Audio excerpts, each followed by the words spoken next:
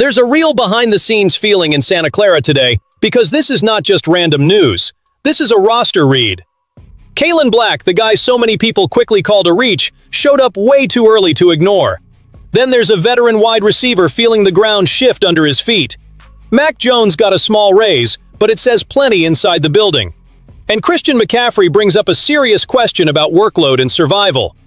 Drop a like because this one gets into the details. Pay attention to what so many people miss when they see a third-round pick and immediately call him a reach. Sometimes the outside noise starts because the rest of the league graded a player with a different ruler than Kyle Shanahan and John Lynch were using in that building. And with Kaelon Black, the first public signal came fast. On the first day of OT as open to the media, NBC Sports' Matt Mayoko named Black as clearly one of the three offensive standouts, right there with Jordan Watkins and Jacob Cowing. That does not suddenly make anybody a star. Nobody here is going to pretend that a voluntary May practice with no pads settles the running back depth chart. But in Santa Clara, that kind of report matters because it tells you who is opening eyes before the real contact even begins. And maybe the most interesting part is that Black is not hiding from the doubt. He knows people thought the pick came too early. He knows that reach label sticks fast. But based on the report, he walked onto the field like someone using that edge the right way. Not saying too much. Working. Showing up. The production at Indiana helps explain why the 49ers may have seen something bigger than the consensus did. In 2025, Black ran for 1,040 yards and 10 touchdowns on 186 carries, averaging 5.6 yards per attempt during Indiana's dominant run to a national title. And the advanced numbers cited through Pro Football Focus paint the picture of a back with legitimate burst. 421 breakaway yards, 16 gains of 15-plus yards on designed runs, 51 first downs, and 26 explosive runs. That fits directly into the identity Shanahan is constantly trying to build. The 49ers do not simply need another body behind Christian McCaffrey. They need rhythm, vision, acceleration, and a player who makes a defense respect every personnel switch. So when Shanahan says Black was the second running back on the team's board, that does not feel like some throwaway comment. It sounds like real internal conviction. And that brings Isaac Guerendo into the tougher side of the conversation. Black was already putting pressure on the numbers at the position. Then Guerendo suffered a torn pec while lifting weights and is expected to be out until around the end of training camp. That does not wipe Guerendo out of the picture, but it changes the board. If Black keeps stacking good practices, he can turn a debated pick into a decision the 49ers may never have considered controversial inside the building. And while Black is the name lifting the energy at practice, the wide receiver room has a very different story unfolding, and it is a whole lot less comfortable. Because Demarcus Robinson is not being mentioned as a possible cut because he has no resume. This man has 10 years in the league. He can play football. But a contender's roster is not a museum for experience. Eventually, the 49ers have to ask the hard question. Does this player still solve a specific problem for this team? Bleacher Report's Mo Moton raised the possibility that San Francisco could move on from Robinson, even without some clean, pretty cap victory attached to it. And once you open up the wide receiver depth chart, the logic begins to make sense. The team added Mike Evans, Christian Kirk, and Dejon Stribling this offseason. Ricky Pearsall remains part of the plan because of the first-round investment and because this franchise is not close to being ready to give up on him. Jordan Watkins, drafted last year, enters that battle with a natural edge too, especially after flashing potential before dealing with injury. So where exactly does Robinson fit? That is the issue. Realistically, he starts out battling for the 5th spot. And maybe this is not only about the 5th spot. Jacob Cowing and Junior Bergen might have stronger cases for a 6th receiver role because they bring special teams value and return ability. That is life near the bottom of an NFL roster. If you are not earning offensive volume, you have to help on Sundays another way. Robinson does not really have that card available to him. He does not own a strong special teams track record, he does not return kicks, and his recent offensive production does not exactly scream protection either. He finished with 276 yards last season, his lowest total since 2021, and the third lowest mark of his career. And that happened in a year when the 49ers badly needed help in the receiver room. Kendrick Bourne arrived later and still outproduced Robinson, even though Robinson had signed months earlier.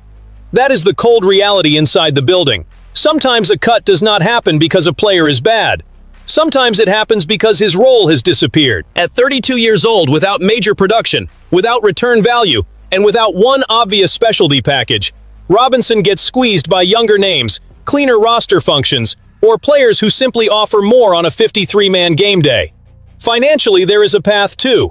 The 49ers would absorb $3.8 million in dead cap if they let him go, with $866,867 counting this year, and $3.018 million shifting into 2027, but they would still clear $1.84 million right now.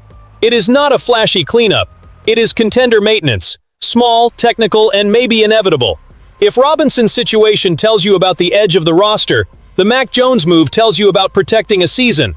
And in football, insurance almost never feels exciting until the day it becomes the difference between staying alive and falling apart in the conference. The 49ers gave Jones a small raise on May 27th. Nothing huge. Nothing that changes the pecking order with Brock Purdy, but the 2026 contract adjustment includes a $300,000 roster bonus, bringing his total pay to $3.55 million, with as much as $2.25 million more available in incentives. If you stare only at the number, it seems minor. If you follow this building, it feels like a message. San Francisco is telling everyone the backup quarterback spot is not about to become a training camp drama. And after last season, that makes perfect sense. Jones started 8 games while Purdy dealt with a turf toe injury, and the team went 5-3 in that stretch. Across 11 appearances, he completed a career-best 69.6% of his passes for 2,151 yards, 13 touchdowns, and 6 interceptions. That does not make Mac Jones a threat to Purdy's job. It does not have to. His value comes from keeping the whole structure from falling apart when the starter is unavailable. Shanahan's offense demands timing, reads, short area accuracy, the patience to take the correct gain, and enough calm to stop one absence from turning into a collapse. Jones, even with all the limitations the league has already seen, proved he can run this machine better than plenty of cheap backups around the NFL. There is another behind-the-scenes layer too. Trade conversations were reportedly out there in the spring, but rival teams were not willing to give up a day 2 pick. So the 49ers studied the situation and made the smart move. If the market will not pay fair value, you keep the player who can protect your season. That is the type of decision that separates a pressured franchise from a prepared one. A contender cannot act like the second quarterback is decoration. One ankle, one toe, one ugly hit on a rough afternoon, and the whole plan is in his hands. And I want to hear from the faithful. Would you rather keep Mac Jones as an expensive backup for that role? Or do you believe San Francisco should have accepted less in a trade and used that money elsewhere on the roster? Because that debate may feel small today, but it could come roaring back in December. Then we arrive at the topic that makes every 49ers fan breathe a little differently. Christian McCaffrey. There is a razor-thin line between using a special player like a special player and asking him to carry too much for too long. In 2025, McCaffrey handled 413 touches, 311 carries, and 102 receptions. That is ridiculous. That is superstar production. That is total trust from the offense. But that is also a physical bill the NFL usually collects. And history is not kind to running backs who live in that range. McCaffrey himself reached 400 touches in 2019 when he was only 23 years old. The next season, he was held to 76 touches in 3 games because he simply could not stay healthy. Before that, Le'Veon Bell went through a massive workload in 2017, entered a contract dispute with the Steelers, sat out the following year, and never returned as the same dominant player. DeMarco Murray recorded 449 touches in 2014, left for the Eagles, and fell to 237 the next season. Chris Johnson in 2009 may be one of the better outcomes after a load like that.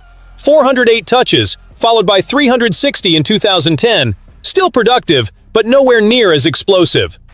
LaDainian Tomlinson also managed to stay at a high level after 404 touches, getting to 375 the following year. But that was another era, another style of football, a different kind of wear, and a very different NFL. And this is what Santa Clara has to confront without romanticizing any of it. McCaffrey was 29 in 2025. Bell was 25. Murray was 26. Chris Johnson was 24. Tomlinson and Larry Johnson were 27. Steven Jackson was 23. When you study older players in that workload territory, the names become even more uncomfortable. Tiki Barber had 411 touches in 2005, remained productive in 2006, and retired after that. Curtis Martin had 412 carries in 2004, dropped to 244 the following year, and ended his career as well.